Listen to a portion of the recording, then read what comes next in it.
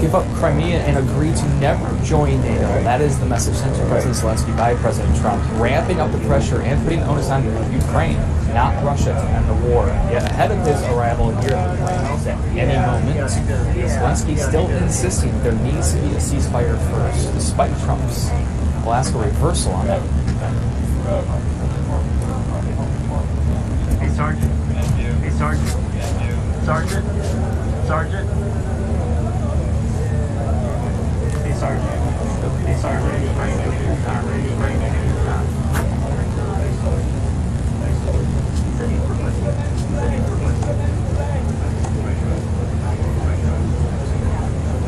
Six inches that way. 6 inches that way.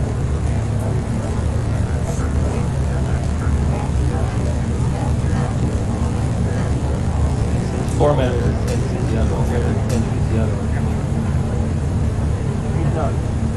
Got really quiet here all of a sudden.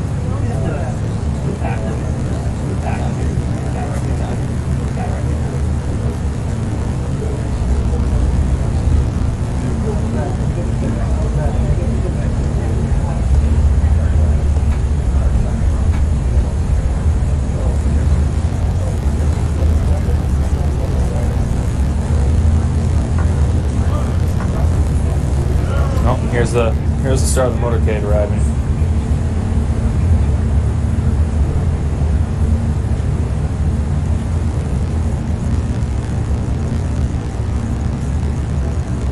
Why is it so quiet?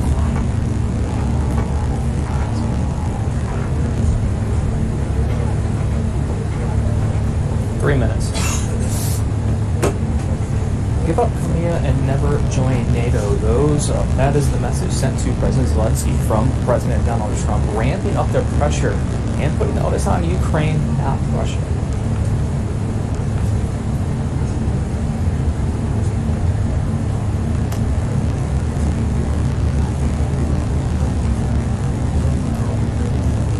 Onus on Ukraine, not Russia, to end the war. Ahead of his arrival here at any moment.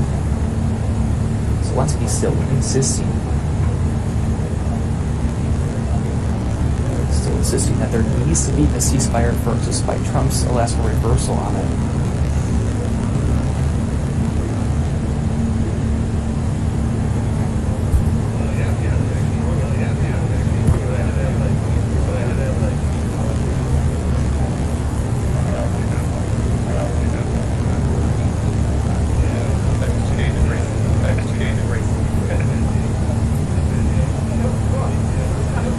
Yeah, sounds cool.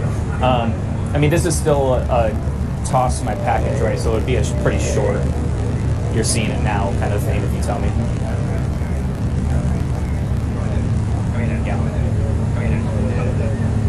Yeah, and I can see the gate right here, so I'll see it and I'll hear it too.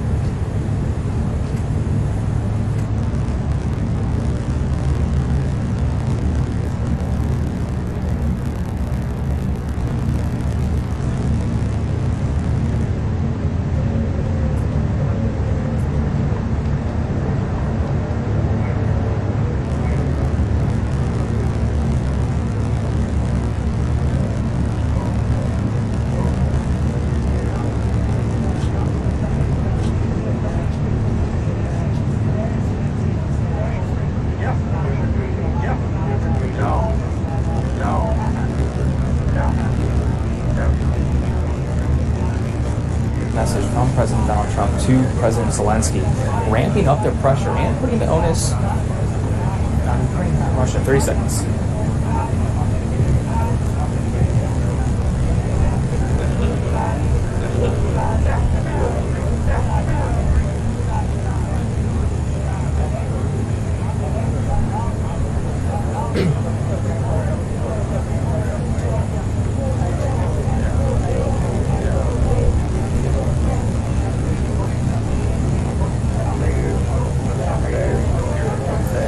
Give up Crimea and never join NATO. That is a message from President Trump to President Zelensky here at the White House, ramping up the pressure ahead of his visit and putting the onus on Ukraine, not Russia, to end the war. Also ahead of his arrival here in just a matter of moments, Zelensky is still insisting that there needs to be a ceasefire before any deal can be made.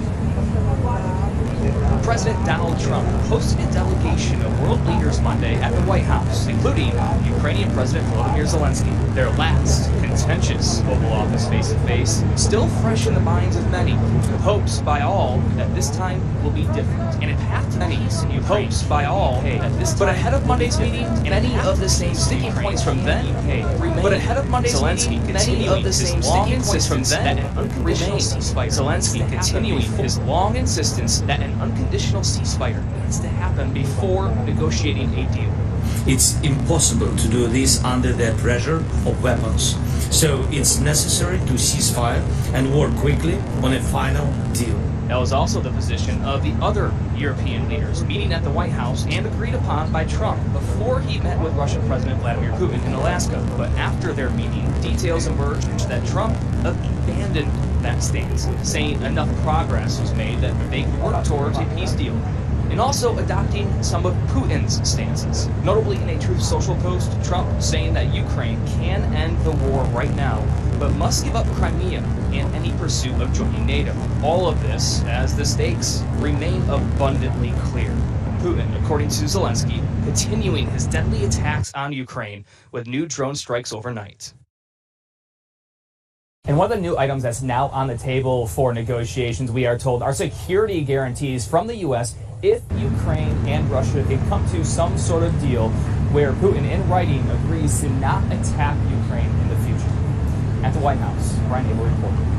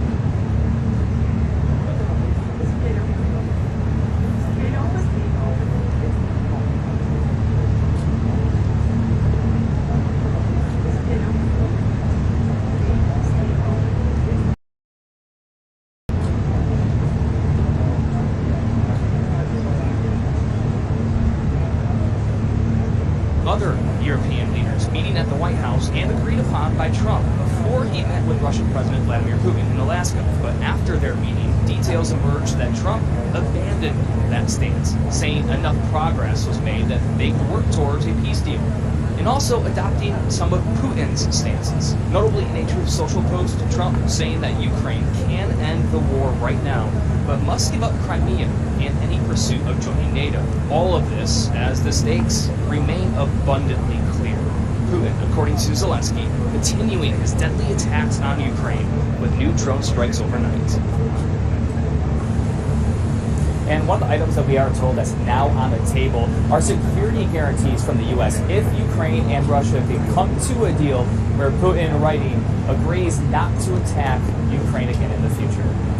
At the White House, Brian Abel reporting.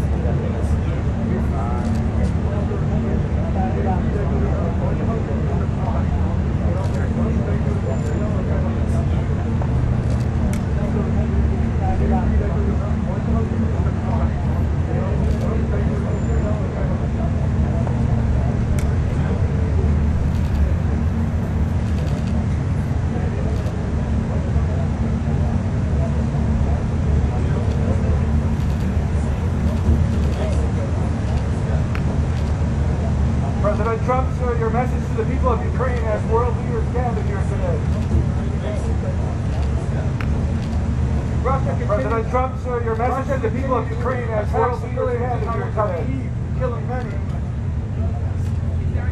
Russia continues to attack civilians in Kyiv, killing many.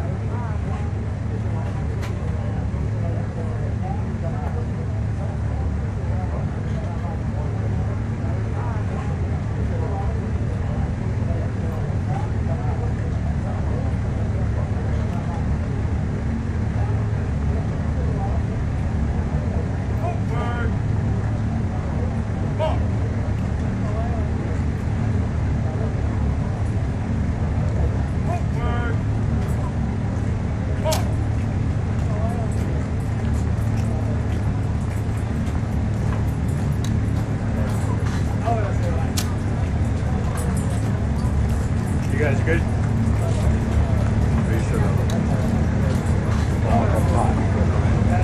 I'll wait a second. You guys good? This one's not. I'll wait a second.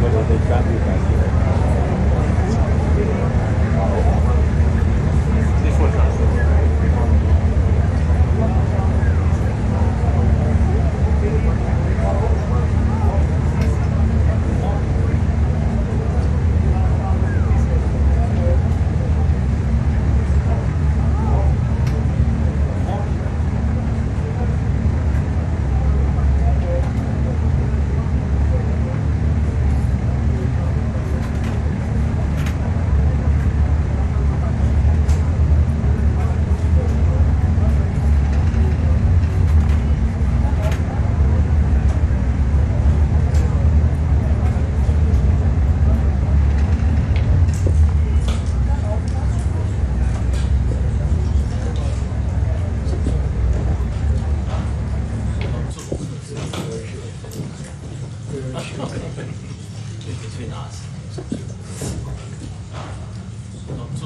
Well, thank you very much. It's an honor to have the President of Ukraine with us.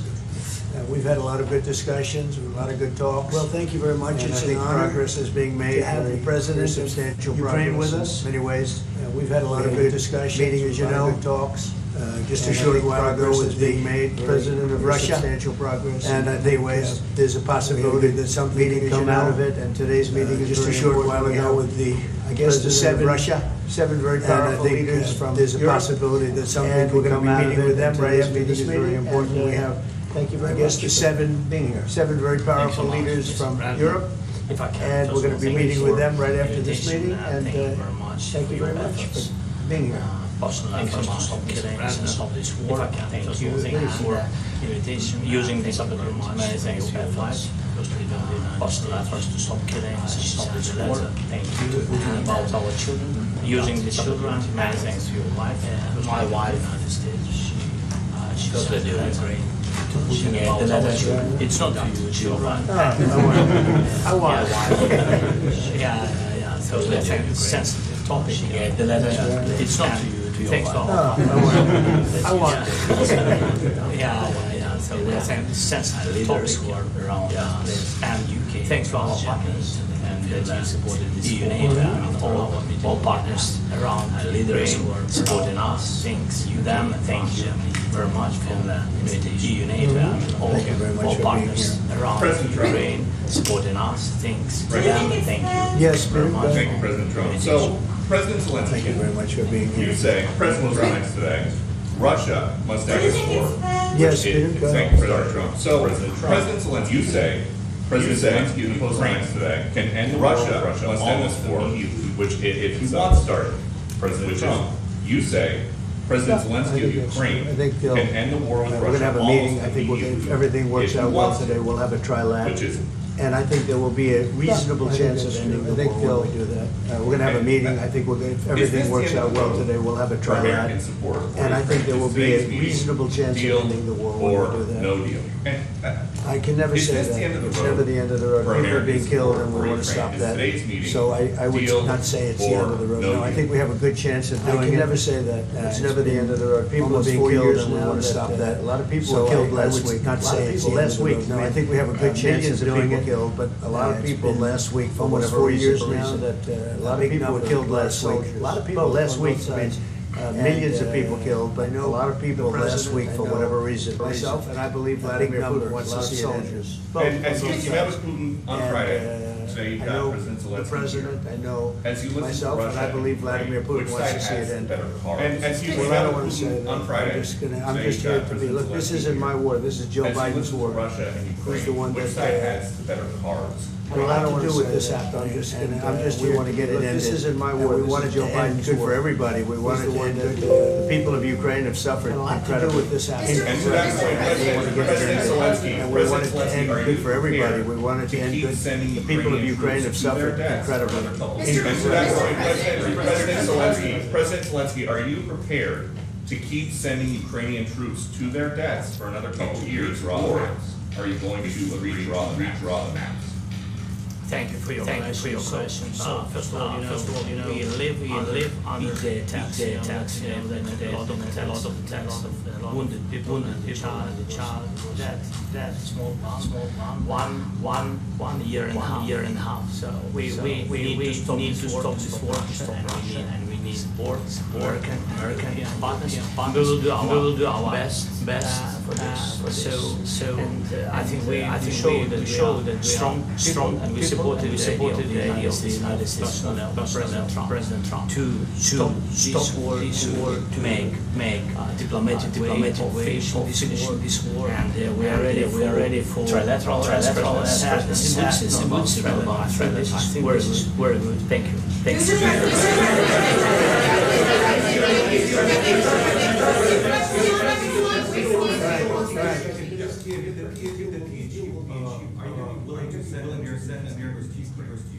Well, we're going to work with Ukraine. We're going to make sure that if there's peace, this is going to stay long term. This is very long term. We're not talking about a 2-year peace, and then we end up again.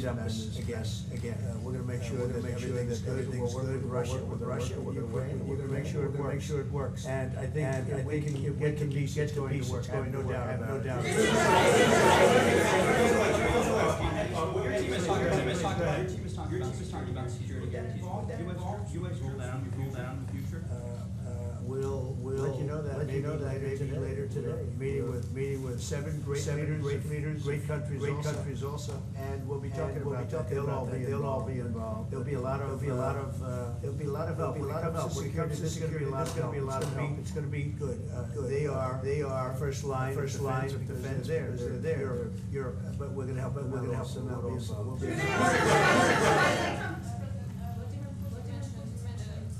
The war will not end without addressing the root causes of this war. Have you had an understanding what are the root causes of this war? Look, the war is going to end. When it ends, I can't tell you. The war is going to end. And this gentleman wants it to end. And Vladimir Putin wants it. I think the whole world is tired of it. And we're going to get it in. I've done six wars. And I thought this maybe would be the easiest one. And it's not the easiest. It's a tough one. A lot of reasons for it, and they'll be talking about it for a long time. They'll be talking about India, Pakistan, talking about the big places. When you look at just take a look at some of these wars. You go to Africa, look at Rwanda and the Congo, Republic of the Congo. That's been going on for 31 years, and so we've done a total of six. Not including the fact that we obliterated out to be a total obliteration. The nuclear, as you said, the future nuclear capability, Iran, and this one I think we're going to get solved. I feel confident we're going to get it.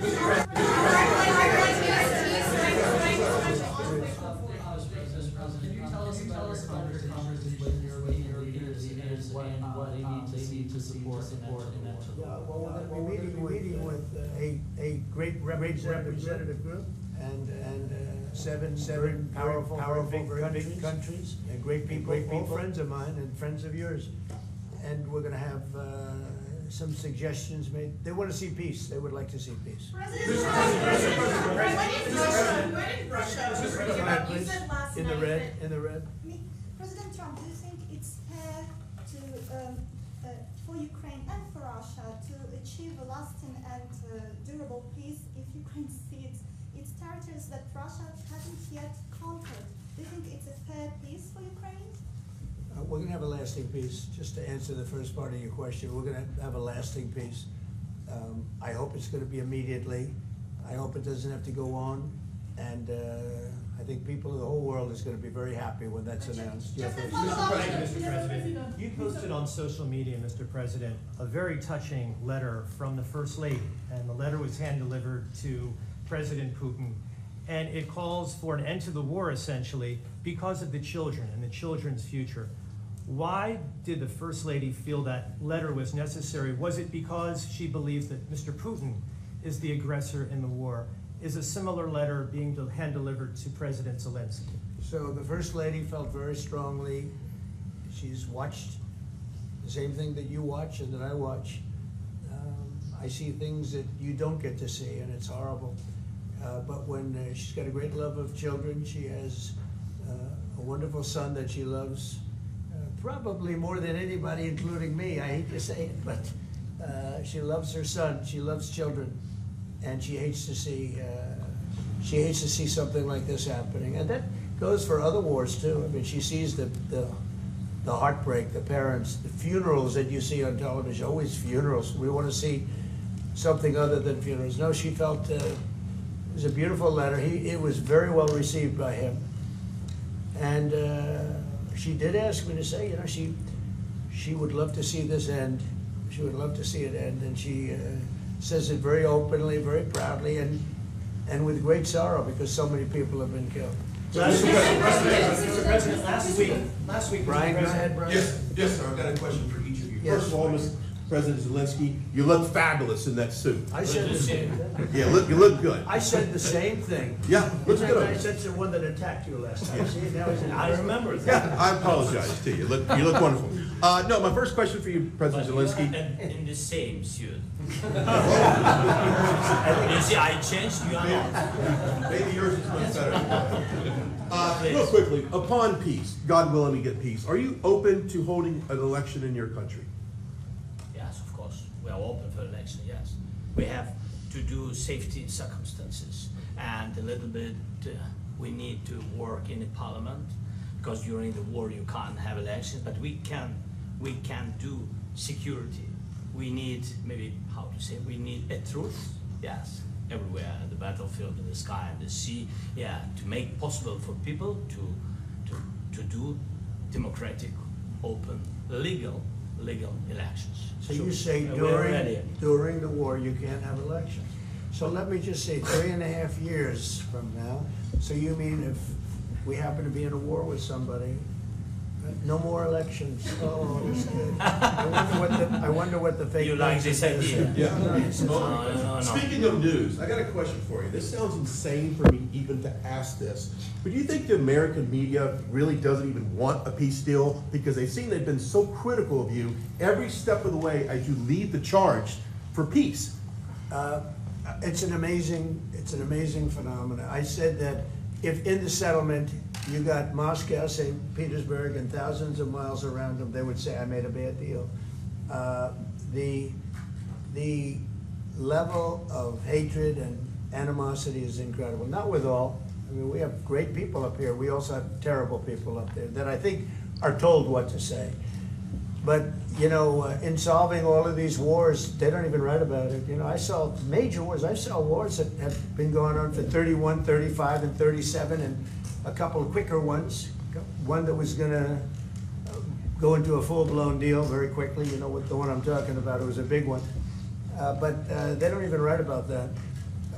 No matter what I do, no matter what, and you know, this is not anything to do with you. It's probably to your advantage in a certain way. But no matter what I do, no matter what deal I make, from my standpoint, you'll come out good. Maybe President Putin will come out good. But they'll say, Trump was absolutely horrible. It's just that, and I've lived with that for a long time. I've lived with it since just before the first election. I used to get great publicity. Now I get the worst publicity anyone's ever gotten in office, but I won in a landslide, so that people understand. They're the only ones that count, ultimately. But I've also had great reporters. I've had journalists that are very good.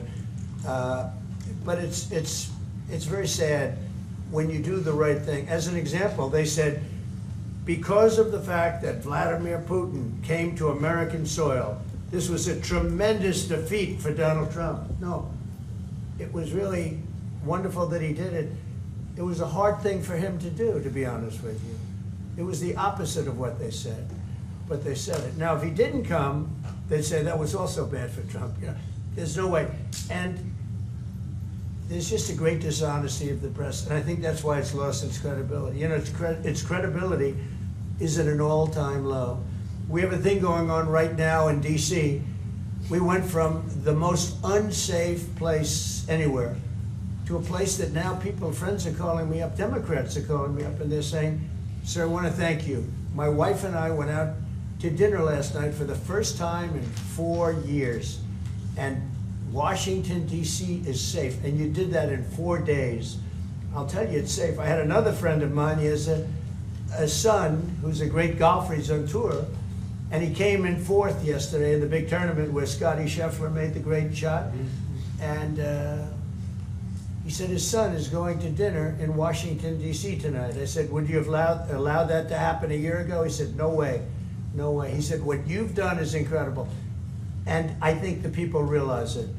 But the press says, he's a dictator, he's trying to take over. No, all I want is security for our people. But people that haven't gone out to dinner in Washington, D.C. in 2 years are going out to dinner. And the restaurants the last 2 days were busier than they've been in a long time. Sir, Thank you. I walked around yesterday with MTG. If you could walk around with DC with MTG and not be attacked, the city is safe. Yes. Thank you, Mr. President. Last week, you warned of what you called severe consequences if a 30-day ceasefire or any type of ceasefire were not agreed to by Russia. Will there be severe consequences? Does that change because of I your don't meeting think you with need a President Putin? ceasefire. You know, if you look at the 6 deals that I settled this year, they were all at war. I didn't do any ceasefires. And I know that it might be good to have, but I can also understand strategically why, well, you know, one country or the other wouldn't want it. You have a ceasefire and they rebuild and rebuild and rebuild, and, you know, maybe they don't want that. But if you look at the 6 deals that we made peace and you know, long-term, long-running wars, I didn't do any ceasefires. Would I like the concept, you know, I like the concept of a ceasefire for one reason, because you'd stop killing people immediately, as opposed to in 2 weeks or 1 week or whatever it takes. But we can work a deal where we're working on a peace deal while they're fighting. They have to fight. I wish they could stop. I'd like them to stop. But strategically, that could be a disadvantage for one side or the other. But all of these deals I made without even the mention of the words ceasefire. Are you President Zelensky, are you disappointed that there's no explain the ceasefire? decision to offer Ukraine Article 5-like security guarantees, but stop short of pushing for their full membership? Yeah, well, we haven't done anything on that yet. If you look back and you go back long before President Putin, it was always a statement that they would never allow Ukraine into NATO. So that was a statement that was made, but we haven't discussed any of that yet. We're going to be discussing it today. But we will give them very good protection, very good security. That's part of it. And the people that are waiting for us, they are, I think they're very like-minded. They want to help out also. Thank you, President. Thank you, President Trump. Are you disappointed there's no The United ceasefire, States, Mr. President? the United States has already given hundreds of billions of dollars to this war effort in Ukraine. Biden. At best, it is a stalemate, and the killing continues.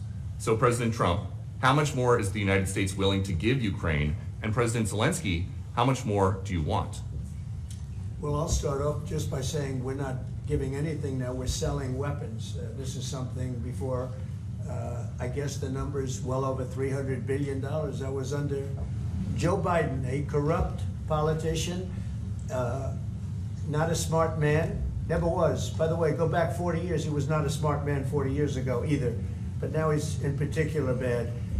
This was done by a corrupt administration that shouldn't have been in, and frankly, if the right results of the election were given, if I were president, this war would have never taken place, and he would have been very happy, because he would have liked to have seen. I mean, they went through hell. He went through hell.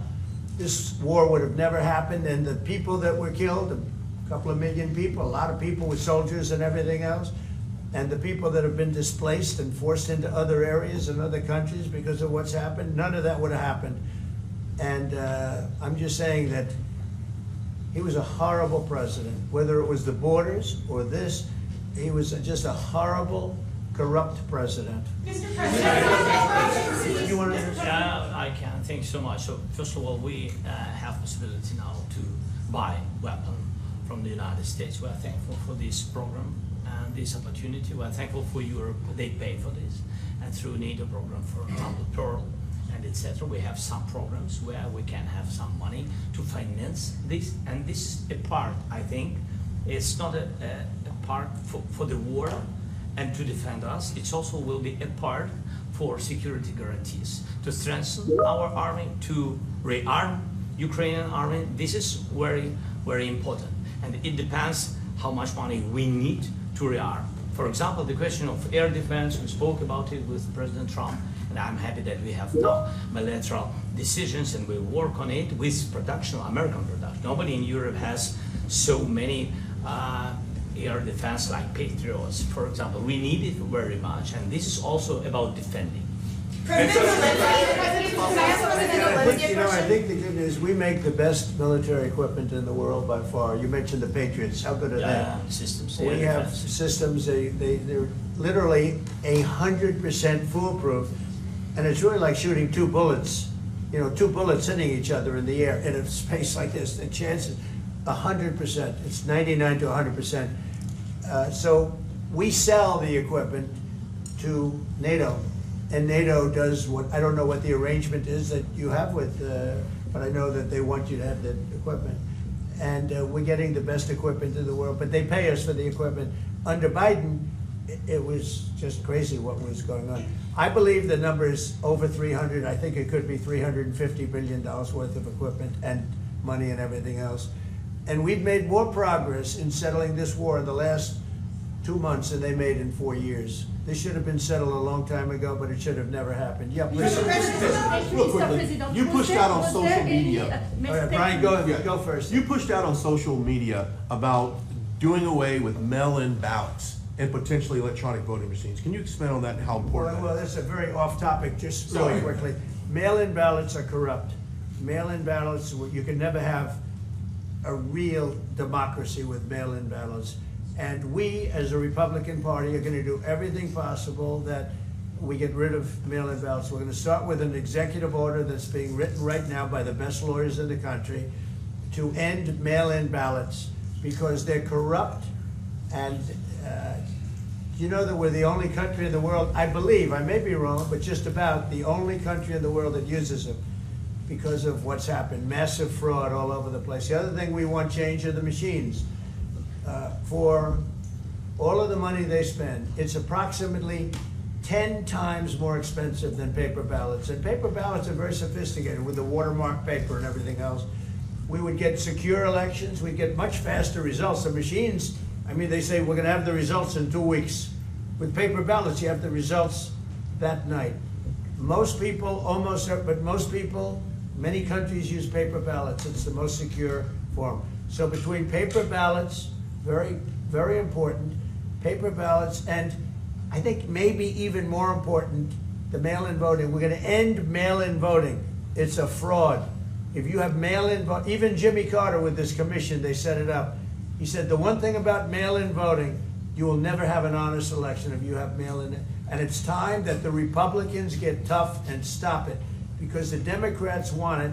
It's the only way they can get elected. Because with men and women's sports and with transgender for everybody and open borders and all of the horrible things, and now the new thing is they love crime. They're fighting me on the fact that I've made Washington, D.C. safe. We're not going to get mugged, beaten up, or killed like all the people you've been watching get so badly hurt. I'm glad, I hate to take your time with this, but I'm glad you asked me that question. We're going to stop mail-in ballots because it's corrupt. You know, when you go to a voting booth and you do it the right way and you go to a state that runs it properly, you go in, they even ask me, they asked me for my license plate, for identity. I said, I don't know if I have it. They said, sir, you have to have it. I was very impressed, actually. But it's very hard to cheat with mail-in voting. As you know what happens in California, it's so corrupt, where some people get 5, 6, 7 ballots delivered to them. Now, we got to stop mail-in voting, and the Republicans have to lead the charge. The Democrats want it because they have horrible policy. If you have mail-in voting, you're not going to have many Democrats get elected. That's bigger than anything having to do with redistricting, believe me. And the Republicans have to get smart. We're not going to have a country. I said for a long time in rallies, you need borders and you need free and fair elections. Those two things, otherwise you don't have. We have strong borders now. In 90 days, Mr. President, we didn't have 0 in 3 months. Not one person came in illegally into our country. In fact, even I find that hard to believe, but it's run by a little bit of a liberal group that put out the numbers, so I guess it's, but 0, 0, and 0. You go back a year ago, 2 years ago, 3 millions of people poured into our country. It was terrible. Thank you very much. What security guarantees do you need from President Trump to be able to make a deal? Is it American troops, intelligence, equipment? What is it? Everything. And really, it includes 2 parts. First, strong Ukrainian army. That's what I began to discuss with your colleagues. And it's a lot about weapon and people and training missions and intelligence. And second, we will discuss with our partners. It depends on the big countries, on the United States, on a lot of our friends. And Mr. President, are you willing to commit American troops to that NATO-like protection in order to get President Zelensky to a deal today? Well, I don't know if you define it that way, but NATO-like, I mean, we have people waiting in another room right now. They're all here from Europe, biggest people in Europe, and they want to give protection. They feel very strongly about it, and we'll help them out with that. I think it's very important. I think it's very important to get the deal done. You've been involved with the peacekeeping in Ukraine since your first day in the administration. What would you say to the Ukrainian people right now who are suffering under the Russian attacks and hoping that the American people will stand with them? Well, I know Ukrainian people. I've known many over the years. They're great people. They're smart. They're energetic. They love their country. I mean, they love their country, and we want to get this war ended. That's all I can do. I love the Ukrainian people, but I love all people. I love the Russian people. I love them all. I want to get the war stopped. Very important. Mr. President, was there any aspect of your discussion with Vladimir Putin that left you disappointed? Look, we just spoke to, I was just telling the president, I just spoke to President Putin indirectly, and we're going to have a phone call right after these meetings today. And we may or may not have a trilat. If we don't have a trilat, then the fighting continues. And if we do, we have a good chance. I think if we have a trilat, there's a good chance of maybe ending it. But he's expecting my call when we're finished with this meeting. Thank you very much, everybody.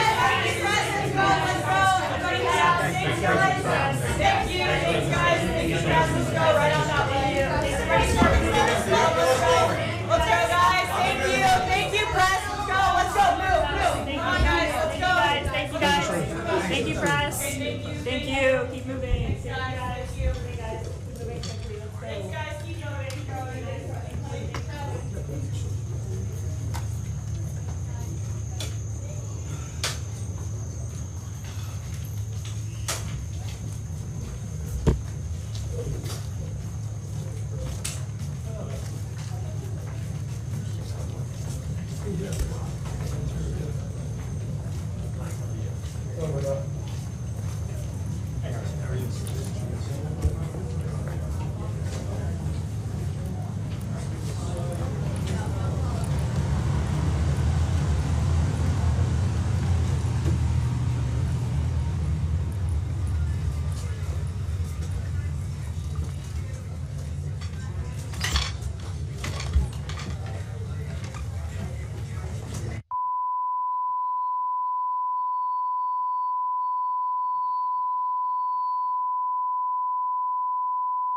华人看世界尽在华人资讯网好视频。